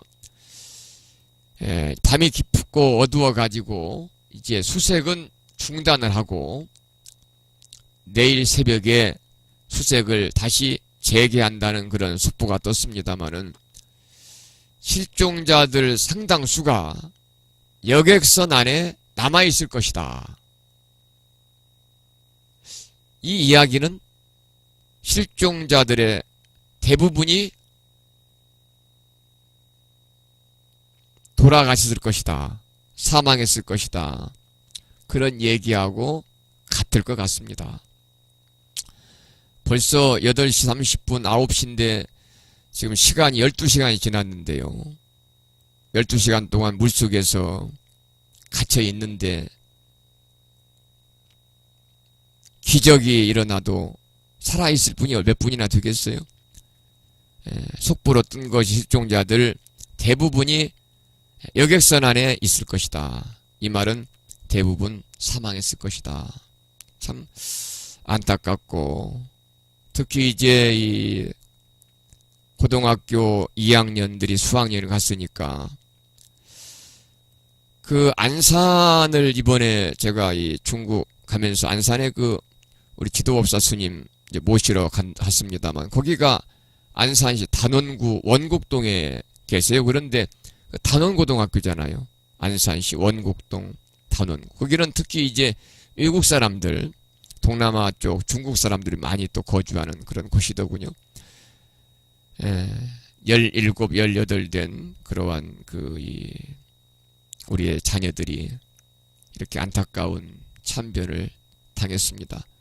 아직까지는 4명이 사망했다는 소식이, 확정적인 소식이 들어왔습니다만, 생을 마감하신 이 4명의 영가님들을 위해서 광명기는 한 곡 올려드리면서 왕생 극락을 발원하는 마음을 좀 모아보겠습니다.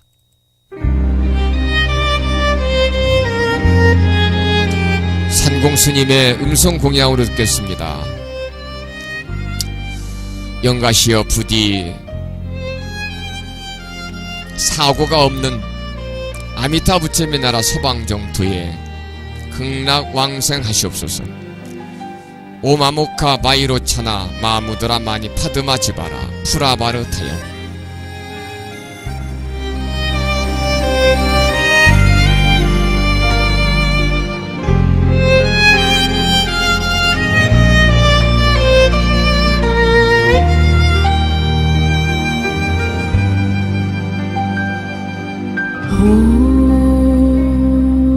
마무가 바이로차나 마무드라 많이 받으마 주바라 부라바르타야.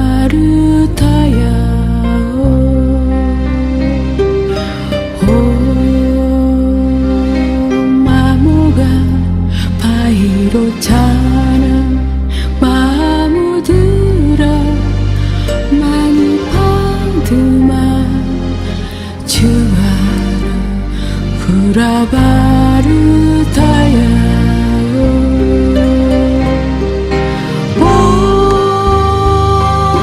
마무가 바이로차나 마무드라 많이 받으마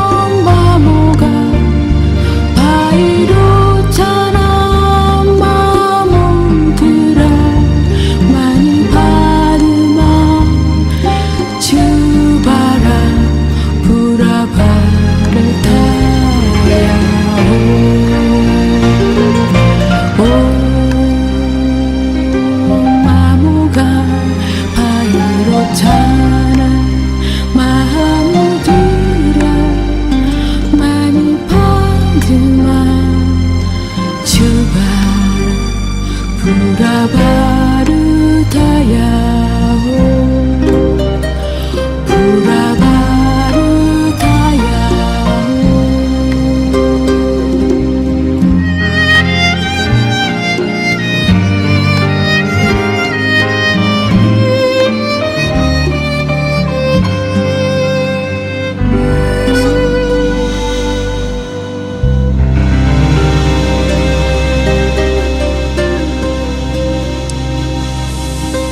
산공스님의 음성 공양으로 들은 광명진언이었습니다.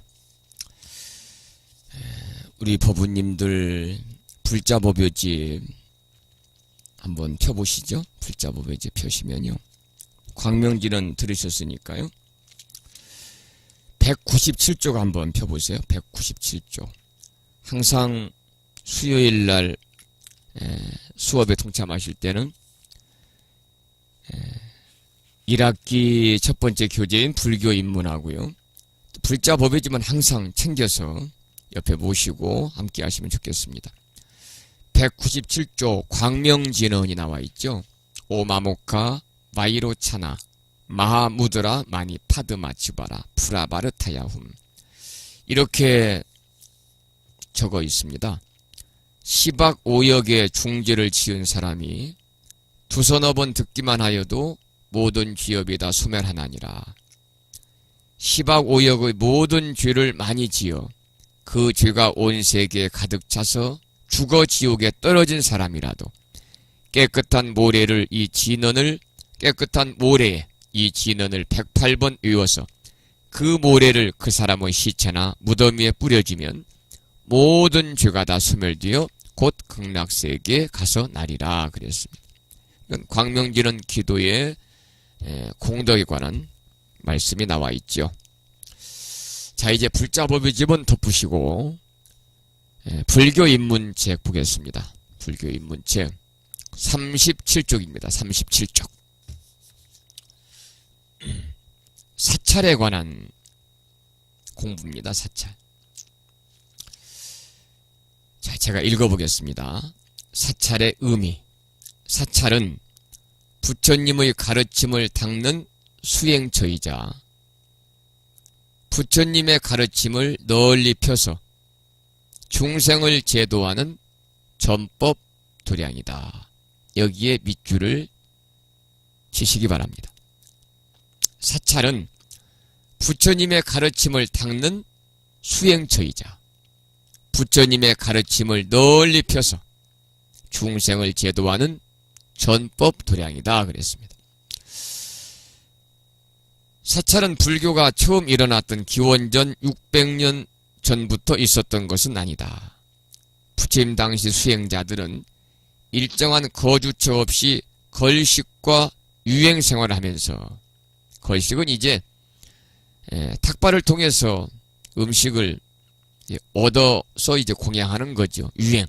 한 곳에 정착하지 않고 떠돌아다니면서 생활한 겁니다. 그러니까 부처님 당시에는 수행자들이 일정한 거주처가 없었습니다. 그러다 보니까 걸식을 하고 삭발을 통해서 유행생활을 하면서 깨달음을 추구하는 데 전념하였다. 그러나 인도 기후의 특성상 우기에는 이러한 생활이 불가능하였다. 먼저 불살생의 계율을 지키는 수행자로서 우기를 맞아 생존과 번식을 위해 쏟아져 나온 수많은 벌레와 미물들이 수행자들의 발에 밟혀 죽게 되는 것을 지나칠 수 없었다. 이렇게 불교는 자비의 종교입니다. 심지어 걸어다니면서 내 발에 밟혀 죽게 될 수많은 벌레와 미물들 때문에 이렇게 이제 우기에는, 부처님께서는 그 뒤에 나오죠. 우기에는 넘깁니다. 바깥 출입을 삼간채 일정한 장소에 모여 공동생활을 하며 수행 정진하도록 하셨다. 38쪽 두 번째 줄입니다. 이러한 수행 장소는 불교 신도들이 스스로 마련하게 되었다. 이에 불교 최초로 세워진 사찰이 중인도 마가다국의 빈비사라 왕이 부처님께 바친 중림정사다. 줄쳐 놓으세요. 불교 최초의 사찰.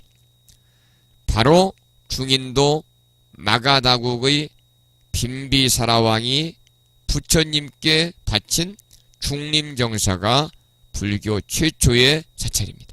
그래서 우리나라에도 중림정사라는 그러한 이름의 사찰들이 많이 있습니다. 부처님 당시 가장 큰 사찰은, 거기도 밑줄을 치시죠. 부처님 당시 가장 큰 사찰은 수다타 장자가 기증한 중인도 꼬살라국의 기원정사다. 그러니까 불교 최초로 세워진 사찰은 중림정사고, 부처님 당시에 가장 규모가 큰 사찰은 기원정사였습니다.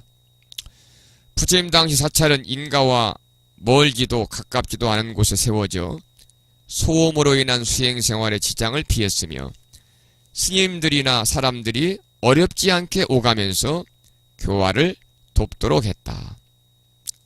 사실은 부처님 당시에는 이처럼 절집이 아주 산속에도 있지 않고 번잡한 곳 있지 않고 적당한 곳이 있어가지고 이 소음으로 인한 수행생활에 지장도 없었고, 또 불자들이 어렵지 않게 그냥 오고 가면서 수행하고 교화를 돕도록 했다고 그러잖아요. 근데 우리나라의 불교는 특히 이제 숭유 억불 정책이 가장 심했던 때가 조선시대입니다. 조선시대. 그 당시에 이제 이 숭유, 아주 유교를 숭상하고 억불, 불교를 막 배척하고 하다 보니까 이 스님들이 이제 이 생존을 위해서 수행을 해야 되겠고, 그리고 이제 붙잡히면은 또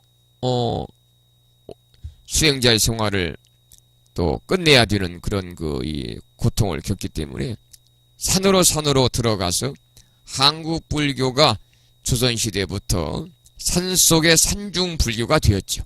요즘에는 이제 천년고찰 아니고는 대부분 도심지에서 멀리 떨어지지 않은 곳에 이제 도량을 이렇게 불사를 합니다. 사실은 불심사가 있는 이곳도 상당히 오지입니다. 오지. 첫째는 집에서 가까워야 됩니다. 적어도 시내권에 있어야 된다는 거죠. 시내버스 몇 정거장 정도? 아니면 걸어서 한 30분 이내. 승용차로도 밀리지 않고 가까운 거리. 그래서 아침에도 새벽에도 새벽 예불도 동참할 수 있고, 출근하기 전에 절에 가서 108배 하고 또 절에 출근할 수 있고, 그리고 낮에도 잠깐 출장을 나온다든지 점심 공양 시간에 들러서 부처님 친견하고 108배하고 갈 수도 있고, 저녁에 퇴근길에 일찍 퇴근할 때는 저녁 예불에 동참도 하고, 저녁에 퇴근하면서 108배하고 갈 수도 있고, 이렇게 가까운 데 있어야 되는데요. 사실은 이 불심사도 오지에 있기 때문에, 그래도 1호 법회에 많은 분들이 오시는 걸 보면 참으로 감사하죠. 이것도 부처님의 값이고, 그래서 항상 우리 불자님들에게 감사한 마음을 가지고 있습니다. 부처님 당시에도 그렇게 산속에는 있지 않았습니다. 자, 그 다음 읽어보겠습니다. 초기 사찰은 스님들의 수행처이자 공동 거주지로 건립되었지만은 시대의 흐름에 따라서 의례를 집행하는 성스러운 공간으로, 중생을 고통에서 구제하는 자비의 실천 도량으로 성화되면서 불교 교단과 교법을 유지하고 존속시키는 견고한 기반이 되었다. 오늘날 사찰은 스님들이 거주하면서 수행 정진하며 중생을 교화 제도하고, 불자들은 법회나 예불에 동참하면서 부처님 말씀으로 올바른 진리의 삶을 추구하며 다음과 같은 역할에 힘쓰고 있다. 자, 밑줄 치세요. 첫째, 수행의 장소다. 사찰은 첫째 수행의 장소입니다. 깨달음을 얻기 위하여 노력하며 중생의 삶에서 부처님의 삶으로 변화되는 곳이다. 중요한 말씀이잖아요. 사찰은 수행의 장소입니다. 그래서 깨달음을 얻기 위해서 노력하고 중생의 삶에서 부처의 삶으로 변화되는 곳이다. 아주 핵심적인 말씀이 담겨 있죠. 그 다음에 밑줄 치십시오. 둘째, 예경의 장소다.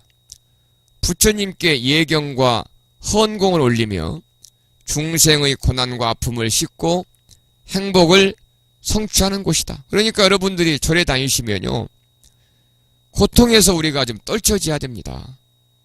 중생의 고난과 아픔을 씻고, 결국은 모든 종교는 행복한 삶을 누리기 위해서 종교를 갖잖아요. 뭐 기독교든 천주교든 불교든 다 마찬가지입니다. 중요한 것은 두 번째 말씀을 드렸던 예경의 장소다 그랬습니다. 사찰은 예경의 장소다. 우리가 이제 예경이라고 하면요, 불보살님 앞에서 또 성현 앞에서 우리 불자들이 제가 출가를 막론하고 불자님들이 부처님이나 보살님 앞에서 예배 드리는 것을 우리는 예경이다 그럽니다. 거룩하신 부처님, 성스러운 불보살님에 대해서 우리가 경의를 가지고 우리가 이제 절을 하는 거죠. 이것이 이제 예두레자에다가 공경경자를 쓰는 예경입니다. 그래서 우리가 절에 가면 불보살님 앞에 예배를 꼭 해야 됩니다. 왜? 사찰은 예경의 장소이기 때문에. 그러므로 인해서 우리가 살아가면서 의자와는 상관없이 다가올 수 있는 그러한 고통과 아픔, 이런 것이 또 씻어지고, 그게 이제 떨쳐지면 행복을 우리가 성취하는 곳이죠. 세 번째는 교육의 장소다. 세 번째, 교육의 장소. 밑줄 치십시오. 부처님의 가르침을 배우며 어리석은 마음을 깨우고 참된 삶의 길을 배우는 곳이다. 바로 그래서 절에 가면 스님의 법문을 들어야 됩니다. 법문을 듣지 않으면 교육의 장소가 아니죠. 스님이 예불만 드리고 불국만 드리면 거기는 그것은 예경의 장소에 끝나는 겁니다. 예경의 장소. 그래서 우리가 교육의 장소가 되기 위해서는 이렇게 이제 오프라인에서 불교대학 운영해서 이제 수업을 강의를 한다든지, 또는 이제 이 불공 끝나고 법회 시간에 뭐 30분, 1시간이면 1시간 시간을 스님이 그때 법문을 통해서 부처님의 가르침을 전해야 됩니다. 그럴 때 치심, 어리석은 마음을 깨우고 참된 삶의 길을 찾아갈 수 있는 것이죠. 네 번째는 전법의 장소다. 거기도 밑줄을 쳐주시면 좋겠습니다. 전법입니다. 부처님께서 모든 중생의 행복을 위해서 전법을 떠나라고 하셨듯이 전법은 불자들의 의무다 그랬습니다. 전법은 불자들의 의무입니다. 그래서 제가 이제 그 아침 방송 시간에도 이따가 말씀을 드렸습니다. 불자들의 의무 중에 첫 번째는 뭐냐면 정기법회에 동참하는 의무입니다. 정기법회에 동참하는 것이 가장 첫 번째 의무고요. 두 번째 의무는 뭐냐면 바로 전법의 의무입니다. 그러니까 이 부처님의 가르침을 전하는 겁니다. 교법을 전하는 겁니다. 교법을. 부처님의 참된 진리의 가르침을 전하는 거죠. 그래서 우리가 전법 그러면은 우리가 전할 전자에다가 법법자를 쓰잖아요. 이 법이라는 것은 바로 부처님의 가르침입니다. 전법. 그리고 사찰은 전법이 이루어지는 가장 중요한 공간이다. 지금 39쪽 세 번째 줄 읽을 차례입니다. 다섯째, 사찰은 봉사의 장소다. 여기도 밑줄을 치세요. 봉사의 장소다. 개인의 해탈보다는 생명을 아끼고 사랑하는 마음에서 사찰을 건립하셨던 부처님의 가르침을 되새기면서 대자대비를 실천해야 한다. 사찰은 자비를 실천하는 신행 공동체로서 사위와 이웃의 부처님의 가르침이 구현되도록 사명을 다하는 곳이다. 거기에 밑줄을 쳐보십시오. 사찰은 자비를 실천하는 신행 공동체로서 사이와 이웃의 부처님의 가르침이 구현되도록 사명을 다하는 곳이다. 불교의 키워드가 자비잖아요. 자비. 그 다음 읽어보겠습니다. 현재 대한불교 조계종 산하에는 전국에 3천여 개의 크고 작은 사찰들이 있으며 각 사찰에서는 이와 같은 사찰의 역할을 다하기 위해서 노력하고 있다. 그러나 대부분의 사찰들이 도심과 떨어져 있기 때문에 불자들이 정기적으로 사찰을 찾아 예배하고 신앙하고 수행하는데 어려움을 겪고 있는 것도 사실이다. 현대 사회는 생활 환경의 변화로 대다수의 사람들이 도시에 살고 있는데 반해 사찰은 산속에 위치한 경우가 많다. 또한 도시 가까운 곳에 있는 사찰이라 하더라도 전통적인 법회를 중심으로 봉행하고 있어서 현대인의 정서와는 거리가 있다. 이 말은 무슨 말씀이냐면 도심지 가까운 데 있는 사찰이라도 전통적인 법회, 그냥 틀에 짜여져 있는 그러한 이 예불, 그러한 불공, 그리고 이제 이 현대인들의 가장 필요한 것은 뭐냐면 법문이거든요. 법문. 부처님의 가르침을 전하는 그러한 이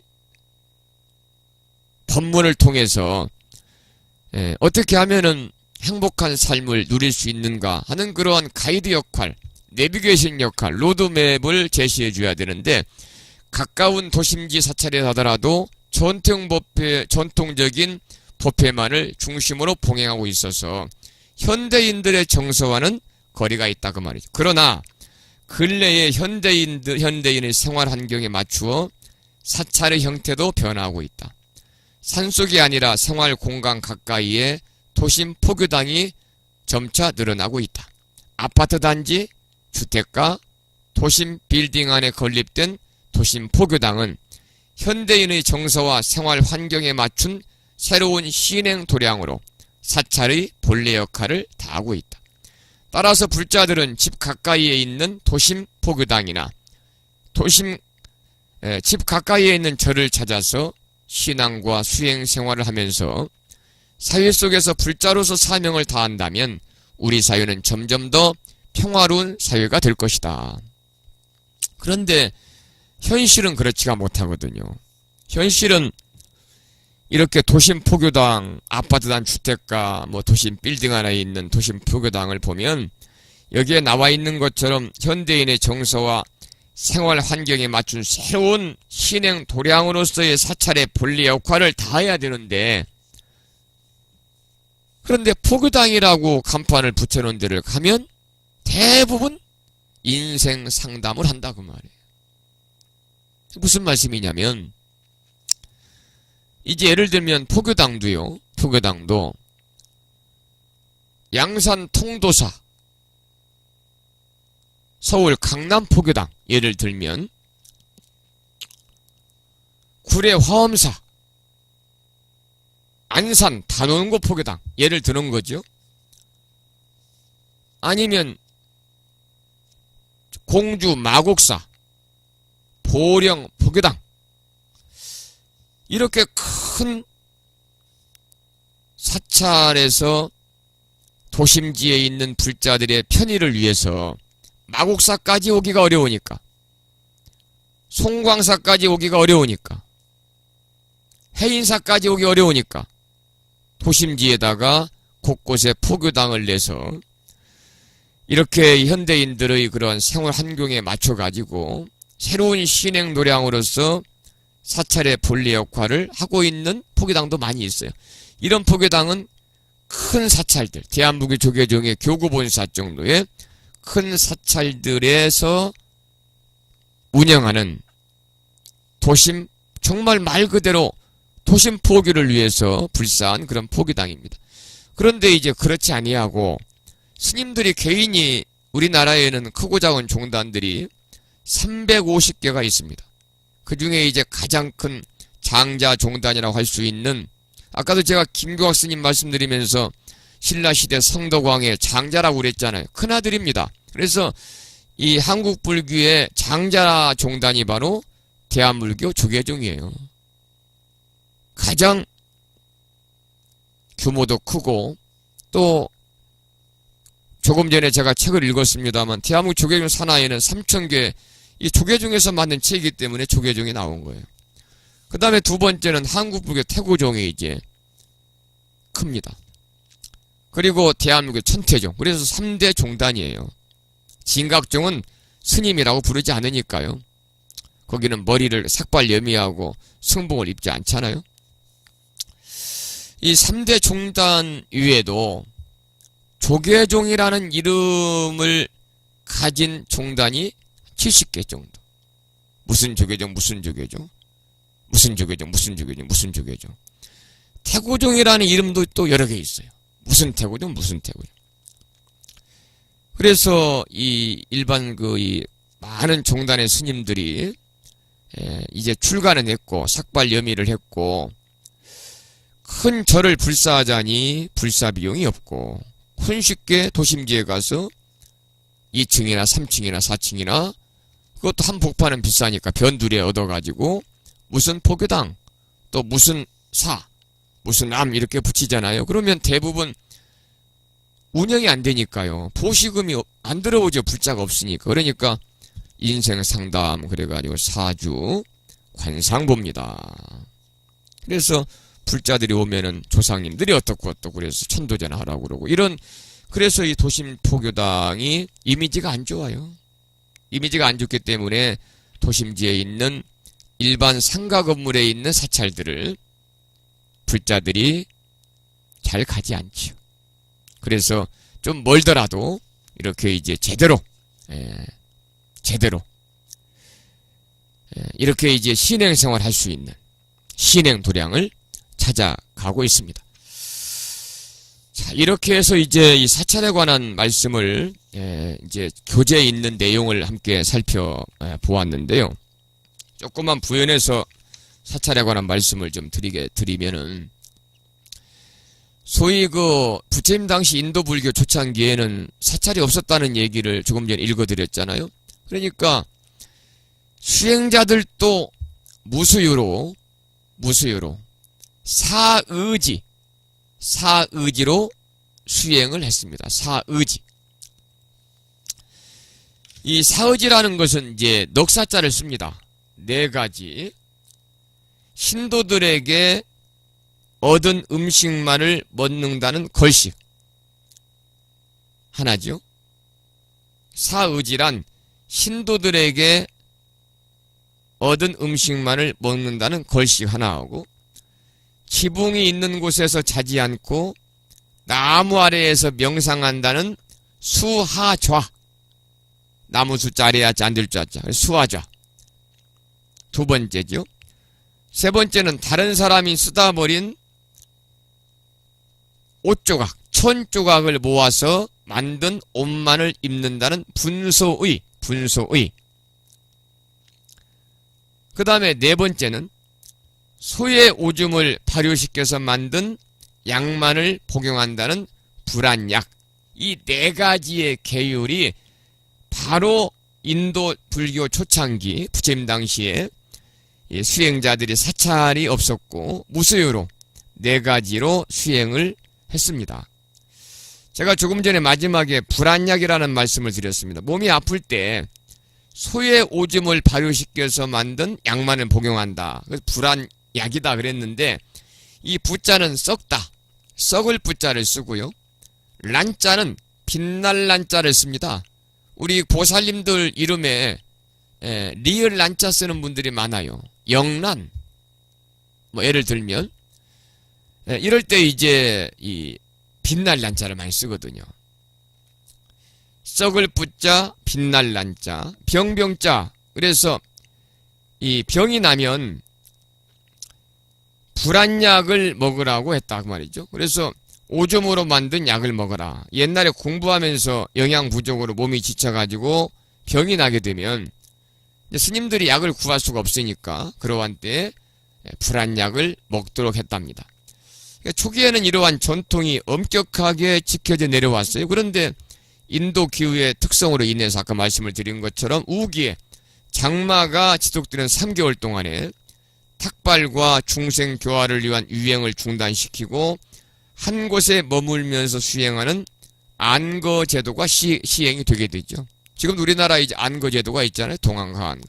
이 안거 제도가 채택이 되면서부터 사찰이 지어지게 됩니다. 사찰이.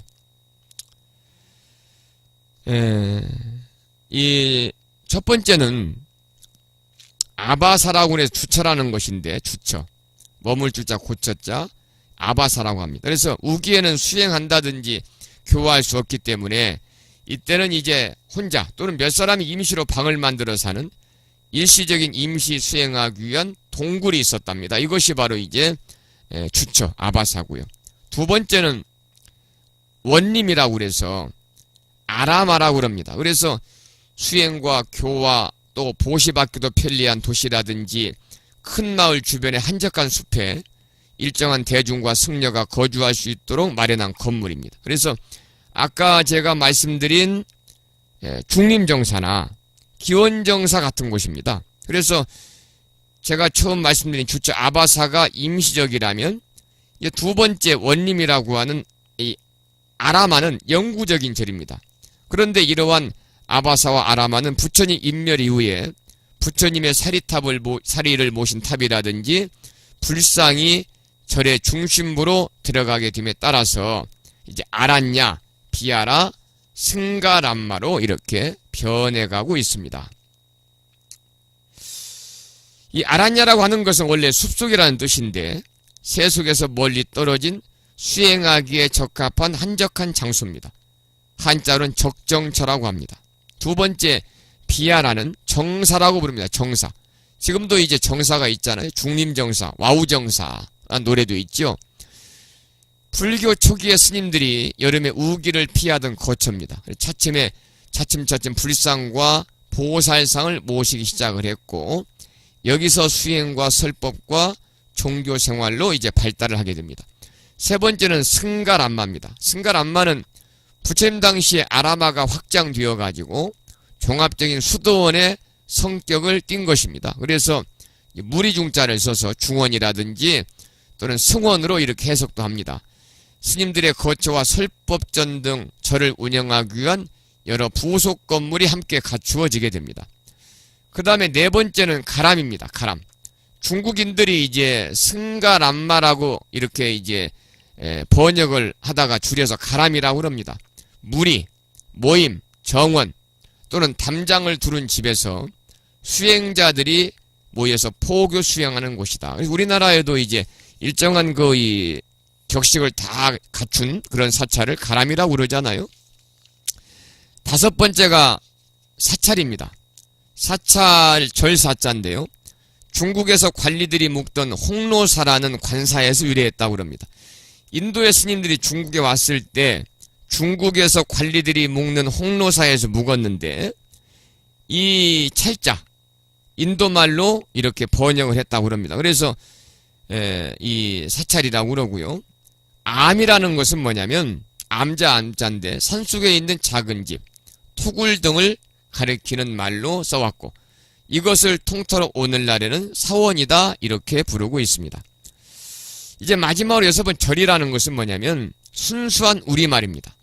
신라의 불교가 전해질 때 아도화상이 이 선산이 경상남도 경상북도 선산이 있잖아요. 선산군에 이제 모래의 집에 머물렀는데 그것이 우리말로는 텔레의 집이었고 이 털레의 집, 그 털이 뭘로 바뀌었냐면 덜로 바뀌고 절로 바뀌었다는 설이 있습니다. 또 이 속설에 사찰이 절을 많이 하는 곳이라 그래서 절로 되었다고 하지만 이 두 가지가 모두 확실치 않다고 합니다.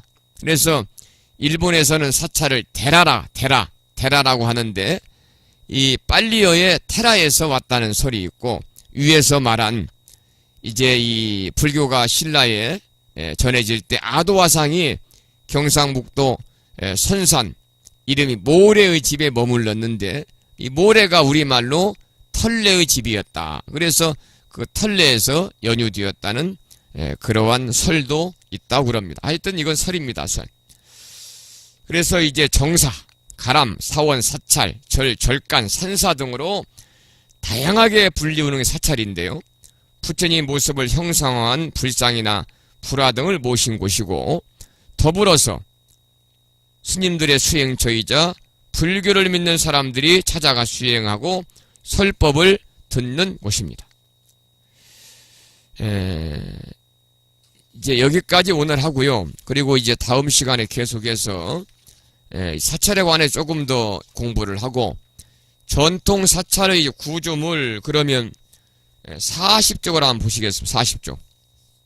40쪽을 보시면 전통 사찰의 이게 가람입니다. 전각 배치도가 나오는데 해탈교, 또 부도전, 일주문, 천왕문, 부리문, 석등, 석탑, 여기까지는 우리가 첫 시간에, 두 번째 시간에 잠깐 공부했던 거예요. 그리고 대웅전, 범종각, 요사체, 지장전, 삼성각, 암자, 이 전통 사찰의 전각 배치도를 한번 보시고, 그리고 이제 이 전각이라고 하는 것은 이 불보살님의 부처님과 보살님을 모신 곳을 이제 전이라고 그럽니다. 그래서 대웅전, 또 대적광전, 극락전, 미륵전, 원통전, 약사전, 팔상전, 나한전, 명부전, 대장전, 이렇게 나오잖아요. 그리고 이제 그 밖에 각이라는 곳이 있습니다. 각. 삼성각, 범종각, 누각, 이러한 그 전각에 대해서 이제 다음 시간에 공부를 하도록 그렇게 하겠습니다. 시간이 10시 10분이 됐습니다. 시간이 참으로 빨리 갑니다. 그렇죠? 더군다나 이제 온라인반은, 오프라인반은 중간에 10분 쉽니다.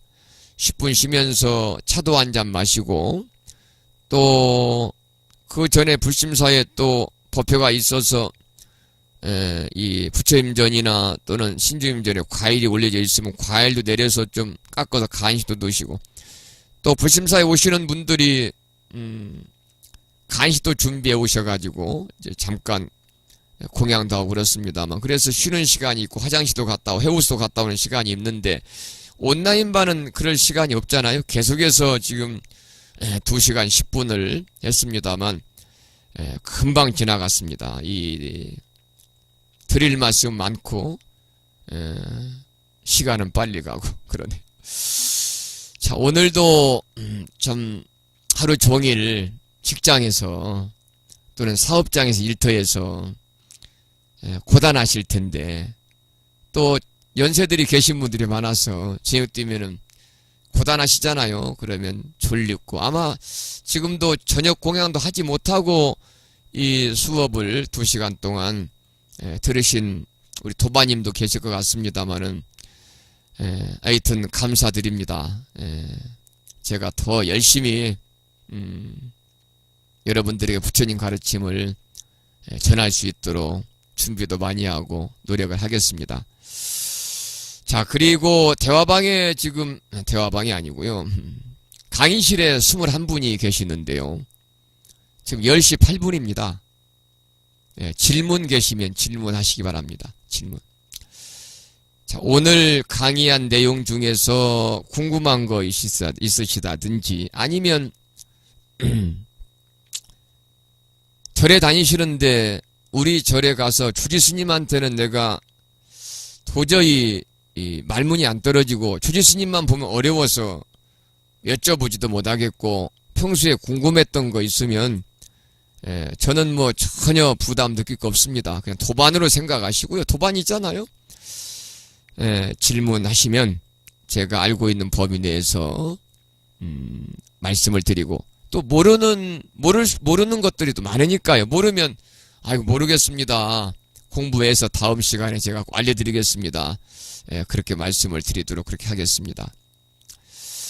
자, 그러면 도반님들 아직 나가시지 말고요, 이 부심사에서도 오프라인 강의 수업 마칠 때는 항상 사홍서원을 모시고, 그리고 서로 합장하고 성불하십시오, 근념하셨습니다, 이렇게 인사를 나눕니다. 그래서 사홍서원 모시겠습니다. 사홍서원 모시기 전에 오늘은 반야신경 한 편을 하겠습니다. 더군다나 이 전라남도 보배의 섬, 그래서 그런지 오늘 불심사에 저와 함께 살고 있는 이 거사님이 심기가 하루 종일 불편하세요. 막 짖고 그래서 뛰어다니고 그래서 누가 왔는가 하고 이렇게 보면 아무도 안 왔는데, 불심사 들어오는 주차장 입구에서 살고 계시는, 저도 혼자 살고 나도 혼자 살고 그럽니다만, 이 무심거사라고 고향이 바로 오늘 이 배가 침몰한 보배의 섬 진도입니다. 진도.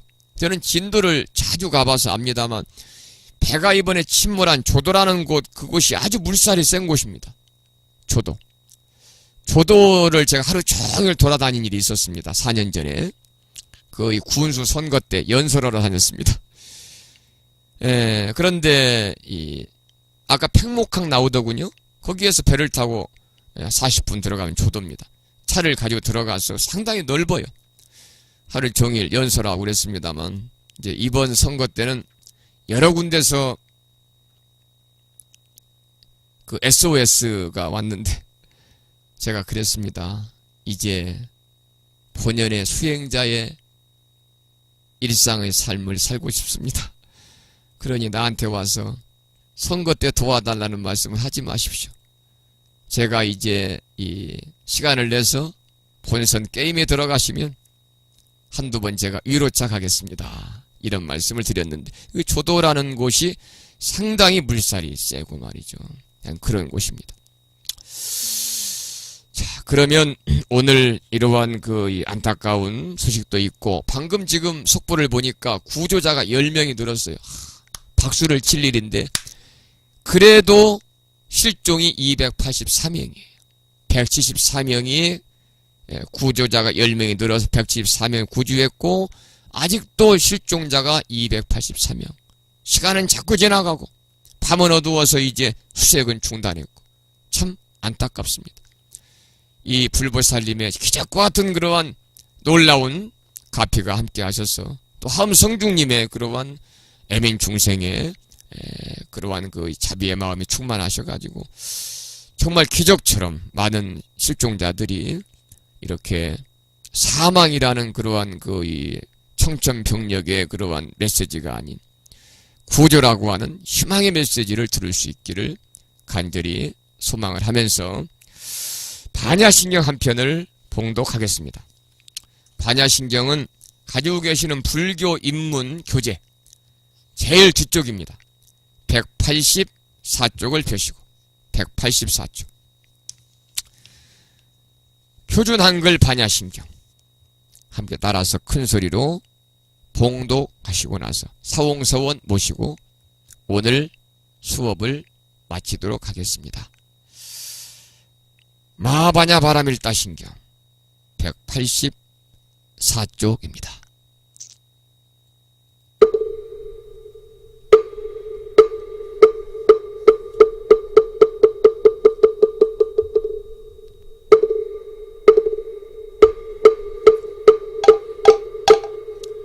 마하반야 바라밀다신경 관자재보살이 깊은 반야 바라밀다를 행할 때 오니 공한 것을 비추어 온갖 고통에서 건지느니라. 사리자여, 색이공과 다르지 않고 공이색과 다르지 않으며 색이고 공이요 공이고 색이니 수상행식도 그러하니라. 사리자여, 모든 법은 공하여 나지도 멸하지도 않으며 더럽지도 깨끗하지도 않으며 늘지도 줄지도 않느니라.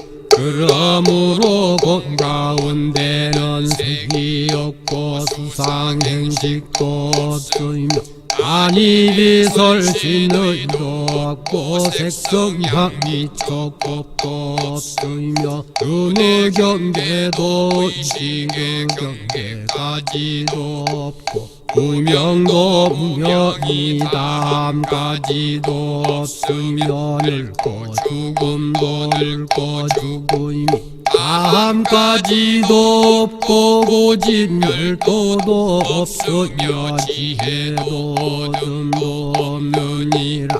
얻을 것이 없는 까닭에 보살은 반야바라밀다를 의지함으로 마음에 걸림이 없고 걸림이 없으므로 두려움이 없어서 뒤바뀐 헛된 생각을 멀리 떠나 완전한 열반에 들어가며 삼세의 모든 부처님도 반야바라밀다를 의지함으로 세상의 깨달음을 얻느니라. 반야바라밀다는 가장 신비하고 밝은 주문이며 위없는 주문이며 무엇과도 견줄 수 없는 주문이니 온갖 괴로움을 없애고 진실하여 허망하지 않음을 알지니라. 이제 반야바라밀다 주를 말하리라. 아제 아제 바라 아제 바라 승아제 모지사바 아제 아제 바라 아제 바라 승아제 모지사바 아제 아제 바라 아제 바라 승아제 모지사바.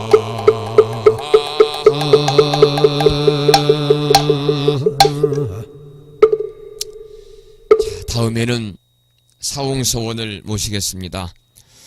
불자법요집 599쪽입니다.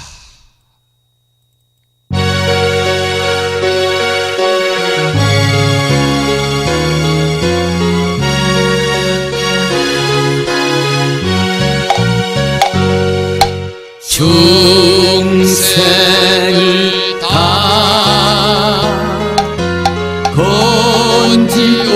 건지오리다. 번뇌를 다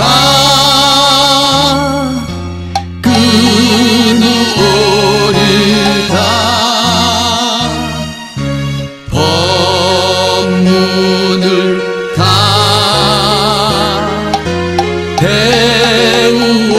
배우오리다. 불도를 다